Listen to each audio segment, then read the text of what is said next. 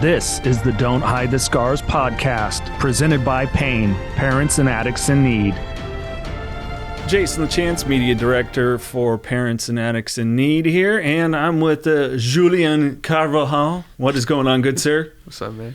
2 Men in Recovery. We're going to talk about tips to stay sober for the holidays. It's often a tough times, and you literally got sober around the holidays. Yeah, I was in treatment for Halloween. I got sober on October 16th of 2021. Okay. So I got out of treatment or inpatient treatment like middle of November, so like a week or two before Thanksgiving, and then the rest of the holidays followed. Yeah, my original sobriety date, and I had a slip up, some people say relapse, slip up, whatever it was actually on the 4th of July was oh, really? the date. And then it shifted to, ironically, Valentine's Day. Oh, wow. But holidays can be triggering things for people. So we're going to go through 5 different strategies to help people stay sober, including planning ahead and having an exit strategy, communicating with loved ones. We're also going to talk bringing your own non-alcoholic drinks, which is the thing that I do, leaning on your support and creating new sober-friendly activities and traditions. So let's start with that plan ahead and exit strategy. What did that kind of look like for you? Because my family was pretty supportive. There wasn't, per my recollection, some of my first sober holidays for me, there was no family that was bringing alcohol or anything of that nature. But most people don't necessarily have that situation. Yeah, thankfully for me too, my family's been very supportive. Neither of my parents drink or use drugs. So in my household, it was always clean household. My extended family does drink. No one else does drugs besides me. I did drugs. So it was really easy, and a lot of times at family events, we wouldn't have drugs or alcohol because it was at my parents' house, and my parents never drank or did drugs in front of me and stuff. For me, family was really easy, but I did go to parties before. I remember one specific was a Christmas party for the place I worked at before I got sober, which was Deli Delicious, and my girlfriend worked there as well. So I went to the the Christmas party with her, and a lot of times at like fast food places and whatnot, almost everyone drinks or does drugs. So I didn't really have an exit strategy per se, even though I was kind of warned by people to have one. But I knew for myself, like, if I got uncomfortable, I would just leave. And I was there with my girlfriend, so I knew, and she's always been very supportive, so I knew that she'd be cool with leaving with me if I felt uncomfortable. So at that time, I had 2 months of sobriety, yeah. And I was still living sober living, which for me, that was always a really significant factor of aiding me in staying sober, was just knowing that, okay, if I get high right now, I'm not going to have somewhere to sleep tonight, Yeah. So that was definitely because they tested you when you got home, right? Yeah, they tested you. It was like every other day they tested you. And if you spent the night anywhere, it was like mandatory. So, but I didn't spend the night that time or whatever. It was just for a couple hours I went. But I knew within the next 48 hours I'd get drug tested. So I knew within the next 48 hours, if I use, I'm going to be homeless. And what ended up happening was there was people drinking. They had a bunch of alcohol, and it didn't really trigger me for a while. We were just chilling. There was food, so we ate, and I knew all these people because I worked with them before. Hadn't seen them in like 2 months because I had just got sober, and it was cool for the first like maybe close to an hour because it was Christmas, so we did like a Secret Santa thing as well. And then what triggered me was this girl started hitting a stizzy, the weed pens. Yep.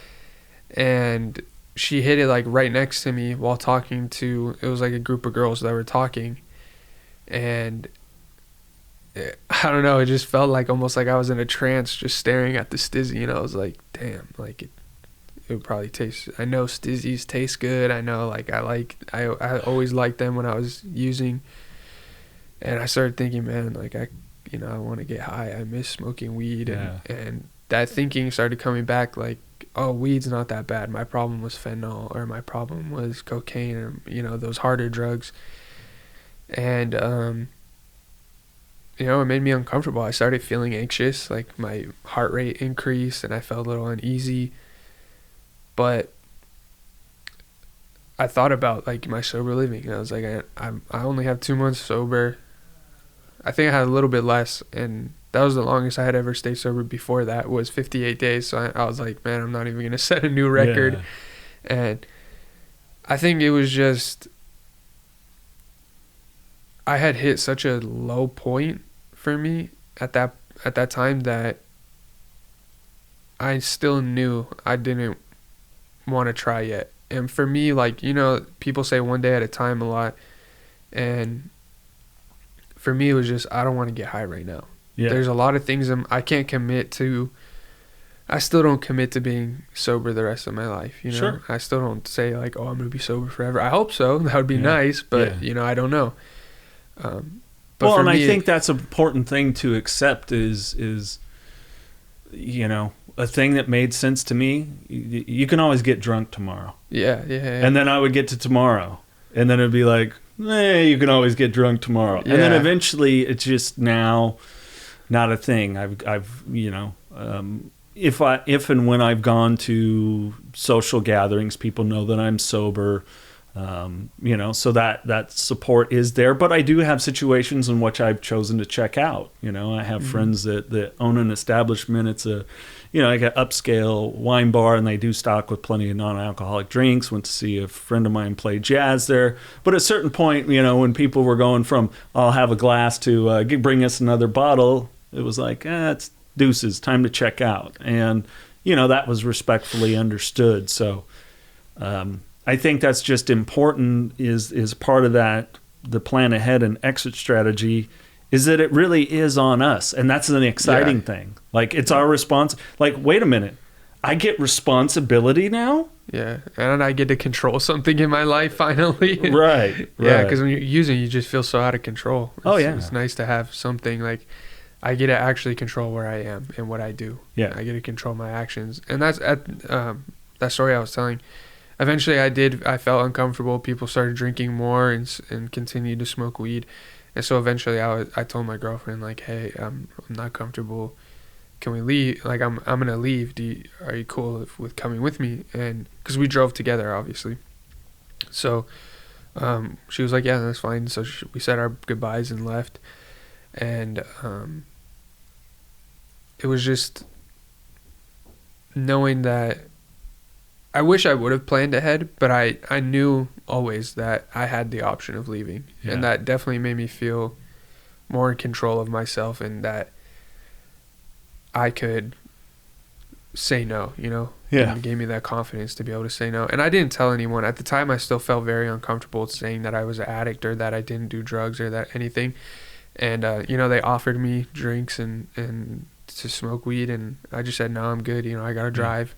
And that's honestly, that's always been my excuse. Whenever I go to parties and stuff, I'm like, oh no, I'm driving. You know, whenever I show up somewhere, I'm always the one driving. So well, and it's good, and I think that's important with that goes along with this plan ahead and have an exit strategy. Is you don't owe anyone any in-depth explanation. Yeah. It could be as simple as, I'm driving, I'm on antibiotics, whatever it is. People never care either. Yeah, I was surprised when I first got sober. People really don't care if you say anything. They're just like, okay. Yeah. Like, most people, unless they're like a addict who was trying to get, you know, like misery loves company, unless they're really trying to get someone to use with them because they feel like shit themselves, they're not going to care what you say. They're going to be like, all right, cool, and just move on, you know? New Perceptions North, the premier drug and alcohol treatment and recovery center in Central California. A full continuum of medically supervised top quality care with programs for detox and patient residential treatment with dual diagnosis, intensive outpatient treatment, sober living support groups, and more. New Perceptions North provides adult men and women with the highest caliber of professional health care, treating each client with compassion and respect. connect in a safe, comfortable environment to begin the process of recovery to proudly create and sustain a life without addiction. Call 559-978-1507 or visit newperceptionsnorth.com. For anyone that's listening, watching early in recovery, or a loved one of someone, is like, give yourself that space to be okay with the fact that, you know, we're people pleasers, most of us that are in recovery, to start learning to set for yourself what does and doesn't work for you. Again, you don't owe an explanation. You don't owe a story. It's as simple as no thank you, or I'm driving, I'm on antibiotics. Whatever reason it is that you want to give, keep it nice, short, whatever. You don't owe that explanation. And I think the more that you exercise that, the more beneficial it becomes, because you've started to develop a skill. You're like, wow, wait a minute, I said no, and I'm good, and everything's good, you know. So have a plan. Execute that plan and keep the exit strategy. I even tell people, like, if at a point it gets uncomfortable, just leave. You don't owe like goodbyes or anything else. At the end of the day, this is your life. Like, you know, you might be like, well, that's rude. Sure, but so would everybody showing up to your funeral. I think that's even more rude. So just have it. Like, have a plan. It's simple. It's not daunting. It's as simple as, like you said, I'm driving, I'm on antibiotics, or no thank you, and then know your point of exit, much like you. And luckily you had that person with you, because I definitely recommend early in recovery, if you're going to a place, don't go alone, for sure. Don't go alone. Yeah. So that was another thing for me too, was that, you know, I went with my girlfriend. I think I've seen her drink 5 times, you know, so she rarely ever drinks, and I think it's very important to have someone with you that supports your recovery, understands what you're going through to a degree, and is willing to leave with you when you're ready to leave, and is there to help, basically support you in that. Because I didn't want to say like, oh, I can't drink or this or that, and I didn't want to be at the time I felt so self-conscious about so many things that even just saying like, I felt like I had to explain why I was leaving, or people would think something's wrong with me, you know. So it was so much easier for her to say, hey, we're leaving, and then me just say bye to whoever, you know. Well, and I think that's important of our second tip to stay sober, is that communicating with loved ones. You, your girlfriend, you know, whomever invites you to the party, whatever it is, just communicate your needs, or at least have an individual that you can, you know. Definitely. You know, I mean, you're a trial by fire situation, because for me, if someone asked me if I had a sponsee or somebody I'm doing recovery coaching with, and they're like, oh, I got this party, you know, I might converse with them and ask them the why they want to go.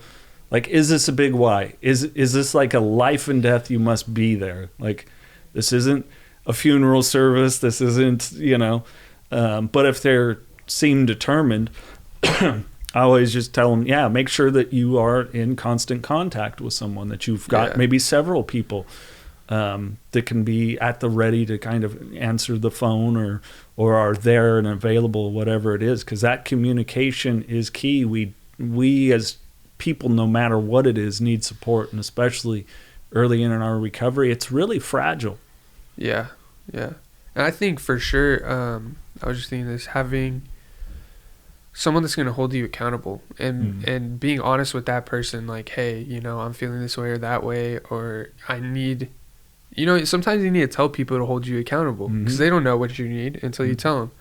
And I have a friend. Well, sometimes we don't even know what we need. Yeah, true. I have a friend right now who his family is big enablers, and he's been sober for a little over a week, and he's been in and out several times, but he came to me because he's like, dude, no one holds me accountable. I told my mom that she's hurting me because she's not holding me accountable, and the mom breaks down crying, and he ends up having to like console her. But the point is, like, oh, that's bad. For him, send him my way. I'll do a recovery coaching with him. So for him to tell me like, hey, I need someone to hold me accountable is a big step, and now I do. You know, I've been texting him every day, and telling him, like checking in on him and inviting him to hang out and stuff, because I know for me it's been helpful even recently. You know, every time I go to a party, I go with someone that I know will hold me accountable if I try to do something, and that alone keeps the thoughts of wanting to use away. Sure. So I don't even feel like I went to a party several months ago, but I had a quick thought like, hey, I kind of want to drink just a little bit, and then I was thinking, nah, but the people I'm with will, like, if they see something in my hand, they'll be like, yo, what are you doing? And just that thought alone immediately takes it out of my mind, you know, and I don't get the craving or any more urge. It's just like a quick split-second thought and it's over. Yeah. No, that's good. And for me, let's jump to our third recommendation here on this is to, bring your own non-alcoholic drinks. For instance, I've never heard that one before. That's good. Yeah, I host do ring announcing for some MMA events, and people are there and they're partying, and after the fact I literally go in, the bartenders, they tend to be the same ones for these events, and I bring 3 non-alcoholic beers, because then people don't bother me. No, got something, they keep it for me, or they know after the fact I'll go up and I'll just get a tonic water with a lime in it. It looks like something else. People come up, I literally will take 2 sips off of that tonic water, but I'm holding it. No one asks. And when I have been asked is, no, I'm good. Thanks. I'm all right. Yeah. So it's any of that stuff that we can do, any kind of quick deflection. Yeah. Or the offering, I'll get, well, we're going to do shots. No, I'm good. Or, even during the event, take a shot with me. It's intermission. I'm like, no, I got to stay focused to announce. These are the people that they don't know me. They're coming to have a good time. They don't understand that, and it's okay. Yeah. So for me, that's important now. Yeah.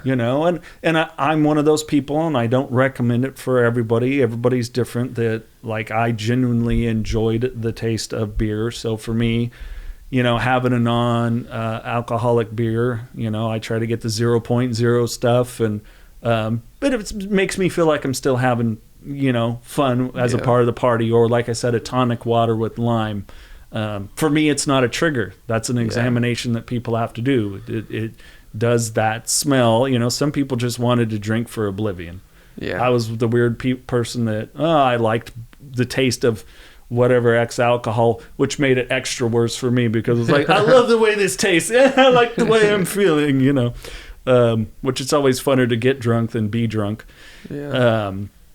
So for me, that was really important. If I'm in situations, then it's very rare now, but recently I was around someone that was smoking weed, and I just kept my distance. Now I never per se, maybe like how you thought, like, that wasn't my problem.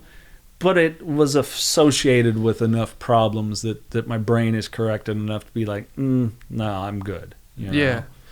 Now, for sure, now I know that no matter what it is, any mind-altering substance I'll get addicted to and will eventually lead me to bad things, no matter what. Like, I used to think, if I smoke weed, like, I can just smoke weed and I'll be okay. But then, even then, I'm still just an idiot. I'm like half retarded when I smoke a bunch of weed anyways, and I don't want to be that person anymore. I want to perform the maximum I possibly can. Yep. And that's why, like, it's either way, it's going to be bad. Either I'm going to just smoke weed and I'm going to be an idiot, or it's going to lead me back to harder drugs and I'm going to off my life again completely. Because I know that's where it would lead me. If I smoke weed, then it's going to go from a situation for me to where that was always a party-related thing. So then I'm going to want to be around more environments that do that. And all I need is that time in which I'm blazed out of my mind. And then somebody goes, hey, man, here's a rum and Coke. And I go, but I have no inhibition anymore. And I go, yeah, that just sounds wonderful. Because for me, I wouldn't go from that one drink. I'd be right back to a 30-pack in a day or two. Yeah. Easy.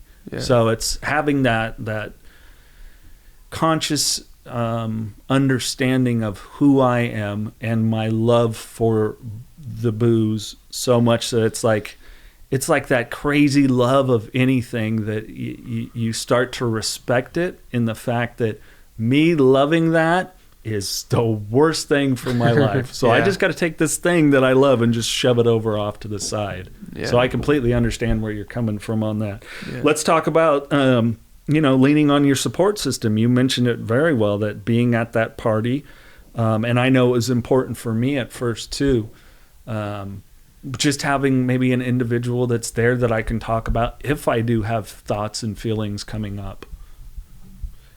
Yeah. Or even just to call me on it. Like, Yeah. hey, I see you salivating over there while you see somebody drinking that rum and Coke or something, you know?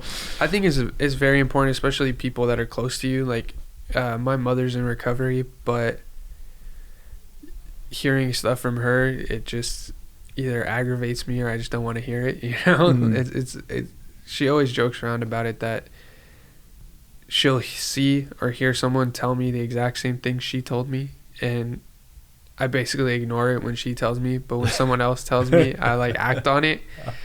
And it's true. I mean, I don't know what it is. It's just you hear things differently from different people at different times. Yeah. And you got to have a vast support system because sometimes you can't hear it from certain people. Sure. You know, like I might be able to hear something from my girlfriend that I can't hear from my sponsor, or something that I hear from my sponsor that I can't my girlfriend or my mom or my family or whatever. Yeah, well, and that's an important another important piece of this that I really want people to pick up on and hear, that as the recovering addict, as our consciousness grows, especially of ourselves and of these things, you know, it falls upon us to do the work to listen better. You know, some people, like at first I didn't want to hear anything from my dad. My dad grew up in a home of addiction. So I didn't want to hear, at first. Yeah. But then when I started to get to a point of realizing, there's some underlying issues with my dad that probably prevent me from being open to the knowledge that and love that he's wanting to share. And that's on me to receive it or not. Yeah. Not them. And maybe he doesn't deliver every message in the way that I would like, but that's okay for me then to communicate, like, am I understanding what you're saying? Like, because I didn't really care for X out of the whole, whatever it is. And it's also important to know that for some people, there's nothing wrong with letting them understand, I don't think you're the one I want to converse with about this. Or I have someone that I can converse with about this. Like, the last person I would want to talk with about, the emotions around a relationship now that I'm sober is either of my parents. Like, I'm sorry, I don't want to talk to you about these things. I don't want to talk to you about the insecurities that come along with it. Yeah, for me, booze and women went hand in hand, and now I'm having to deal with these real feelings that are real, not based on, oh, you're so gorgeous, because I'm blitzed out of my mind, but like, ooh, I really have real emotions here. So sometimes, it's okay to examine your support system and evaluate that, as much as maybe it's the intention of the message is loving, that this isn't the person to deliver it. Yeah, definitely. I think it's important that you've touched on it multiple times about examining yourself in these different relationships. That comes from trials, testing stuff out. I didn't know how I would react to that specific party when I went. I didn't know how I'd react to being around drugs or alcohol for the first time. A lot of this stuff you have to find out by doing it. Mm-hmm. And that's why it's so important to have these safeguards in place, because you don't know, maybe you don't react at all. Maybe someone drinks right next to you and you feel nothing, you don't care, you barely even notice. Or, you're like freaking out, skin is itchy because you want to drink so bad, And it's important to reflect a lot. And I think that's the first year of recovery. It's really about that, because I am such a completely different person now than I was before. And you don't realize it immediately. You don't realize the change until you've been sober a while. And that's why it's important to keep, every day, examine yourself, learn new things about yourself, because you're changing, but you don't really know who you ever were, because the drugs and alcohol are masking who you really are. You're basically an animal just chasing this high. So you're not like a real person. So it's important to learn those things. And like you said, with different people, my grandma, bless her heart, she said some things to me that like make me want to get pissed off at her. Like if my mom said it, I would be super pissed. But because I know she's almost 90 now, but I know she comes from Mexico, doesn't speak English, very traditional woman. Yeah. And so she'll say things that I know she means it. I know she means it like very loving, but she'll tell me things like, she literally told me when I got sober, like, just grab your balls, man, up and don't do it anymore. And I was like, that's not how it works. But if it was only that simple. If it was only that simple, I would have been grabbing my nuts a long time ago. But I know that she means it very well, and that's what my grandfather did. Sure. He drank alcoholically, and then he just stopped because something happened, and it was detrimental to his relationship with my grandma, and basically to save their marriage, he completely stopped. And from then on, he was one of the most pleasant people I've ever met in my life, and I really looked up to him. And my dad was the same way, and he stopped drinking when he met my mom. And I'm just not that person, man. Yeah. I mean, they were definitely heavy drinkers, but I don't think they crossed the line into alcoholism. Sure. And I definitely did for and that's the interesting thing about alcoholism. And some people, we've got the term substance use disorder, and they want to have that override the word addiction because it's more kind. The reality is some people are just going to abuse substances. Yeah. Some people are full-blown addicts. Yeah. Like for me, I tried some pills and powders. Not a single one was like anything, but boy, I could not quit alcohol. Yeah. I just couldn't. My brother, Normie, he can drink like a totally normal, like he can purchase, I remember it vividly, an alcoholic drink, and he just had half of it. And he's just like, you're going to drive tonight? Yeah. Well, I'm like, that's not even something that could enter my mind, because it would be like, not only am I going to finish mine, who else didn't finish theirs? Because I'll drink, and that's some of the things where people, yes, they can abuse a substance and then just stop. That's totally my older brother, like both my older brothers, but especially my oldest, he's abused drugs, like definitely abused them. Yeah. He had broke his knee while he was in the military, and they prescribed him like crazy amounts of Percocet, and he never took it as prescribed. He would just take it like every couple of days. He'd just take a bunch of them and to get high, basically. Yeah. And he's recreationally and medically gotten high, or used substances, but recreationally got high thousands of times probably. And he's done a bunch of different drugs, and he'll kind of use heavy for a little while, but then he'll just stop like nothing. Right. And it's like nothing ever happened. He has no issue stopping no matter what he does. He'll do coke for one weekend and just be done. And I'll see him go months, years without touching stuff. And for him, it's especially just having, this is what I learned from him, was having exterior motivators are very helpful to stay sober. Because for him, he does like boxing. So he smokes weed for pain, but he'll smoke weed like 2-3 months out of the year, like every day, stop for a month or two, and then like just cycle like that. But when he's training for a fight, he won't use anything, bro, like at all. Yeah. And then maybe the fight's over and he'll do coke for a weekend and drink and whatever, and then that next Monday, bro, back to training, touches nothing. And I'm not that person. If I touch anything, I'm going hard for as long as I can. But that motivator is really helpful for me in my sobriety, because that's why I say now I want to function at my peak level. Yeah. And he's the one who taught me that, and that's what I want all the time, is I don't miss being zonked out, falling asleep, not being able to think properly. Like after my first year of sobriety, I really started getting my mental state back, and being able to function properly was like a beautiful thing to me. Yeah. Well, and I think that's why it's important.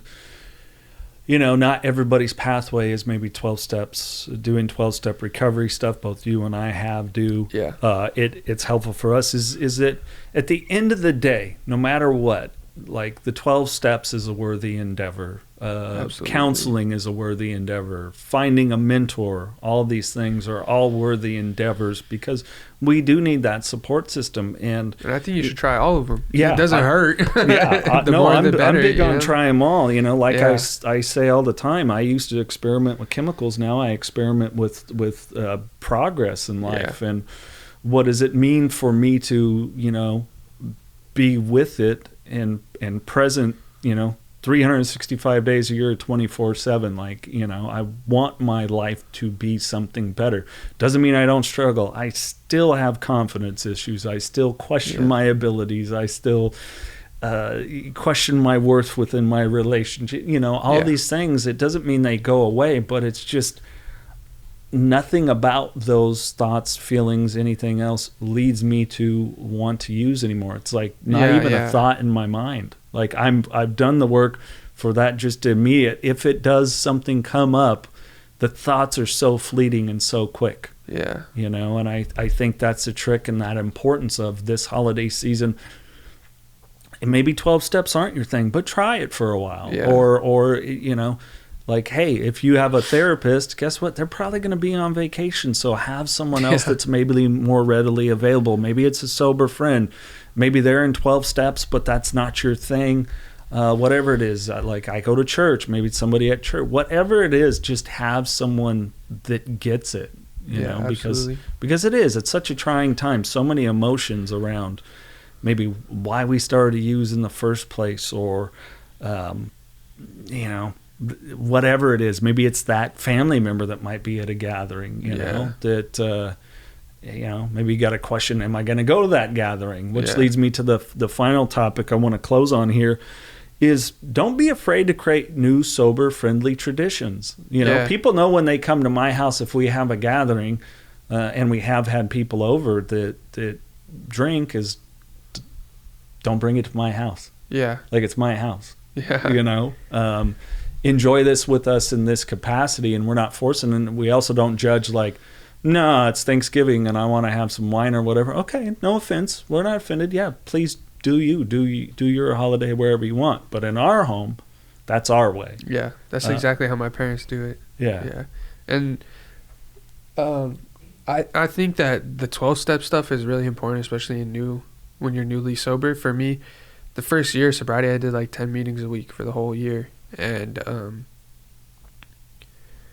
remember on Thanksgiving, I was still living in sober living. My family, we had Thanksgiving at my house, and my cousin had just had his first child, and was like, bro, even now that kid still is so noisy. But I remember it was like really pissing me off then. So I went to the like Alcathon, where they had 24 hours. There was a meeting constantly. And so I went and stayed there for like 3 hours, and then went back home for another hour, then went back to the meeting before I went back to the sober living.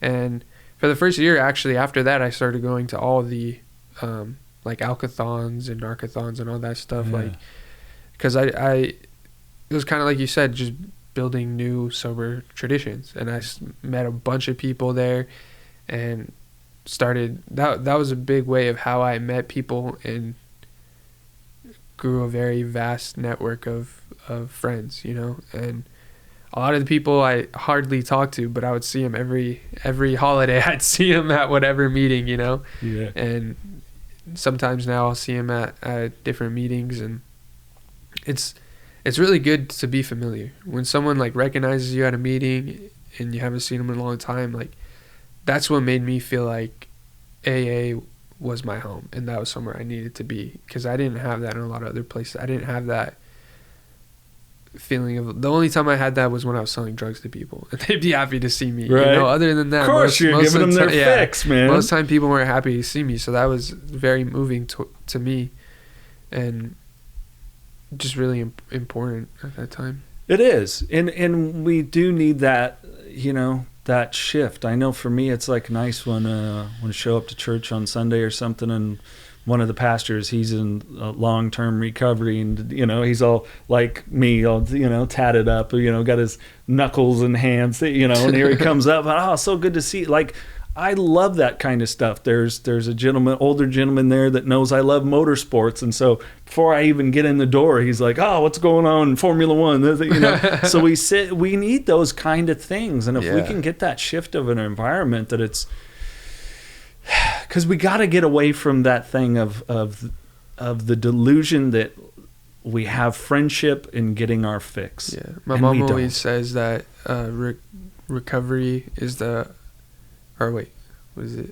addiction is the opposite of connection. Yes, and it's true. It is. When you get like connected, that's really when you feel whole. You feel like you aren't alone and you can do it. You know, because that was the biggest thing when I was using, was I just felt so empty and alone. Yeah. Felt like no one would, like, there was no hands to reach out to. Even though I had a ton of people who would have loved to help me, I just still had that feeling of like, no one understands. No one will actually knows what I'm going through. No one can really help me. Yeah. Well, and it's that and it always starts out with the delusion and illusion that we are getting connection. Exactly. But at the end of the day, I know for me, if I was out drinking, I definitely there was nothing authentic and genuine about my intentions of being in that environment. Yeah. It was either to get plastered, hopefully somebody will take care of me and get me home, and or to hook up with some girl. Yeah. Maybe it's one I already had, maybe a new one, whatever. My intentions were never evident and pure, and that can lead us to such loneliness because we're just playing a character. Yeah.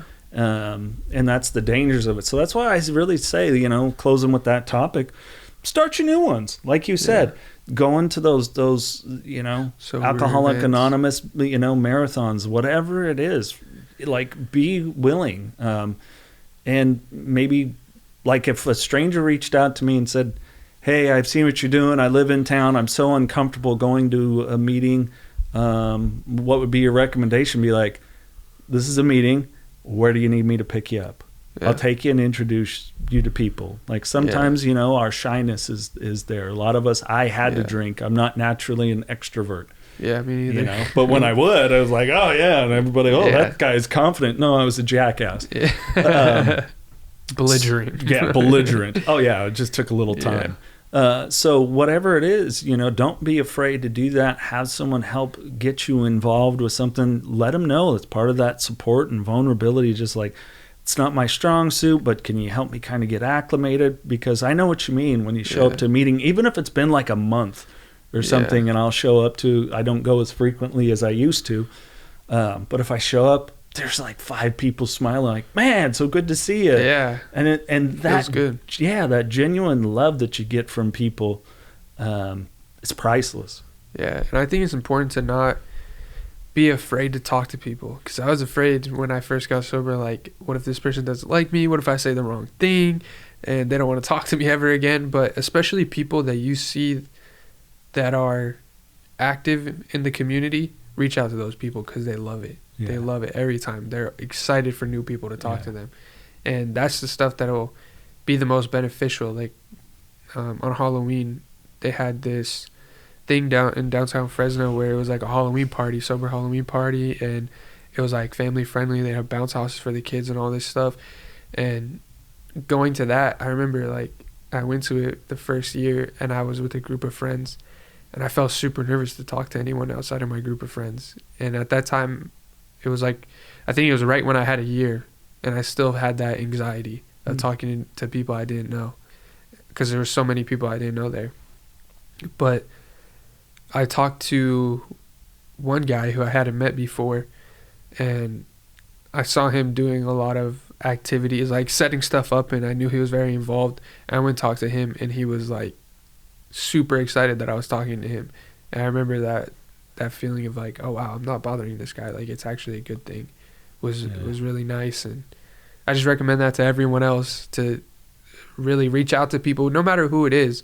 And if you have time, reach out to the people that are new, because they're probably too scared to do it, but they want someone to come ask for that connection. Yeah. And people who, if you're new and you see people that are active, and especially the people that are active by anyone, but especially the people that are active, they're always the most pleasant, and they're really excited to meet new people and get new people involved.